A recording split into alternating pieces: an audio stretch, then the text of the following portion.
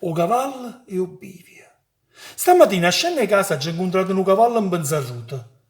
Era figlio della stalla soia e non sapeva più che fa. Ieva, tornava, poi ieva un'altra volta e non capiva se si era persa o se era guadagnata la libertà. Arrivato un bivio, si è fermato, ma pure tutta la gente attorno si erano messi in pucurile e paura. La vita è un bivio, forse due, forse tre.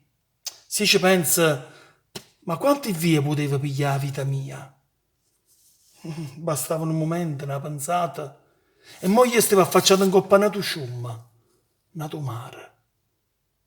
Ci volevo coraggio che andiamo mestiere e paese. Pigliano a faccia la paura di affrontare una vita nuova. Poteva stare in America, o che so, a Parigi. E il cuore mio oggi sbatteva per nato cuore, non bivia, una pensata, e la vita sana cagnava intorno a me.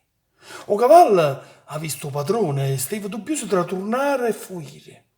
Ma all'intrasalto sono venute le guardie e macchine si sono fermate e creature ridevano e sbattevano in manella e guardie hanno chiuso la via. O bivia, oramai era solo un ricordo.